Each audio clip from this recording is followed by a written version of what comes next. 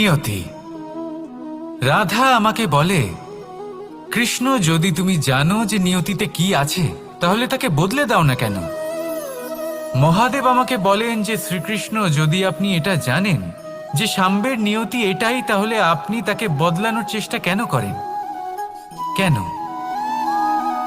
কারণ আমি একজন পিতা, আর পিতার কর্তব্য এটাই, তিনি যেন সম্ভাব্য সব চেষ্টা করেন নিজের সন্তানের মঙ্গলের জন্য।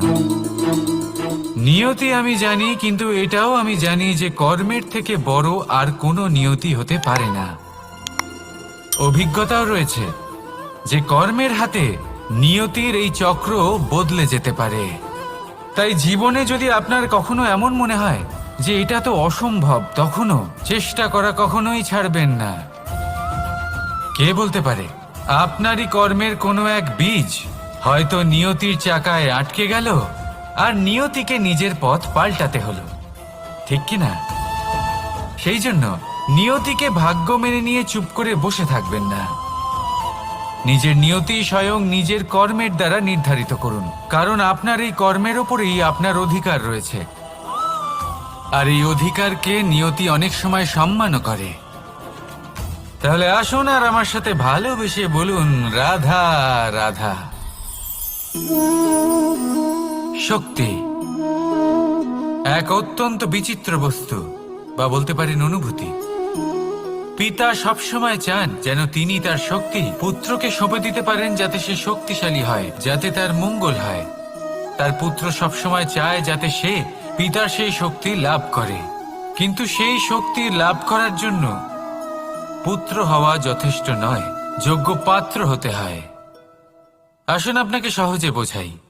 যদি আপনি সুপাত্র হন আর আপনাকে শক্তি দেওয়া হয়, তাহলে আপনি সেই শক্তির গুরুত্ব বুঝবেন, কোথায় সেই শক্তি প্রয়োগ করা উচিত সেটা বুঝবেন। আর এটা যেহেতু অর্জন করা শক্তি হবে, সেই শক্তির অপব্যবহার হবে না। কিন্তু যদি এই আপনি কুপাত্র হন আর যদি আপনাকে এই শক্তি দেওয়া হয়, তাহলে কি হবে? দেখতে গেলে এই শক্তি আপনি দান হিসেবে পেয়েছেন, তাই না আপনি এই শক্তির গুরুত্ব বুঝবেন আর না এর প্রয়োগ আপনি জানবেন। তার অপব্যবহার হওয়া সুনিশ্চিত। তাই যদি আপনি কোনো শক্তি অর্জন করতে চান, তাহলে আগে তার যোগ্য হয়ে উঠুন। পুত্র নয়, পাত্র হয়ে উঠুন। আর আমার সাথে ভালোবেসে বলুন, রাধা রাধা। কথায় আছে, প্রত্যেক পুত্র তার পিতার প্রতিচ্ছবি হয়, আর সমস্ত প্রতিচ্ছবি চায় যেন সে তার অস্তিত্ব প্রাপ্ত করতে পারে। পুত্র চায় সে যেন তার পিতার মতো হয়, বা কখনো কখনো তার থেকেও শ্রেষ্ঠ হয়। সেটা কোনো অনুচিত ব্যাপার নয়। অনুচিত তখন হয় যখন পুত্র নিজের পিতার মতো হবার স্বপ্ন পূরণ করতে গিয়ে বা তার থেকেও শ্রেষ্ঠ হওয়ার স্বপ্ন পূরণে অনুচিত পথের আশ্রয় নেয়। কারণ তারপরে সে তার পিতার গুণগুলি আত্মসাৎ করতে চায় না। সে শুধুই এটা চায় যে সংসারের চোখে যেন আমি শ্রেষ্ঠ প্রমাণিত হই। এটা অনুচিত। সংসারে এমন অনেক মানুষ আছেন যারা এই কারণে শ্রেষ্ঠ হওয়ার চেষ্টা করেন যাতে তার পরিবারের তার পিতার সম্মান বৃদ্ধি পায়। এমনও মানুষ থাকেন, আর এটাই হলো পার্থক্য উদ্দেশ্যের। মনে রাখবেন, যদি আপনার উদ্দেশ্য শুভ হয় তাহলে পথও শুভ হবে, যদি আপনার উদ্দেশ্য অশুভ হয় তাহলে পথও অশুভ হবে। তাহলে নিজের পিতার মতো হবার চেষ্টা অবশ্যই করুন, তার থেকেও শ্রেষ্ঠ হওয়ার চেষ্টা অবশ্যই করুন, কিন্তু মনে রাখবেন আপনার সংকল্প আর আপনার উদ্দেশ্য এই দুই শুভ হওয়া উচিত।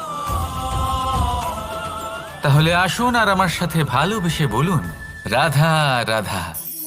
শক্তি শক্তি অর্জন করা এতটা কঠিন নয় যতটা শক্তি লাভ করার পরে সেই শক্তি সামলানো কঠিন হয়। কারণ যেই মানুষ শক্তি লাভ করে তার মনে গর্ববোধ জন্মায়, জন্মায় অহংকার, জন্মায় জেদ। তাই শক্তি প্রাপ্ত করার সাথে বিনম্র থাকাও অত্যন্ত আবশ্যক। আর এটা আমাদের শেখা উচিত বৃক্ষের থেকে। বৃক্ষ যা আমাদের ফল দেয়, বৃক্ষ যা যত ফল দেয় ততটাই ঝুঁকে যায়।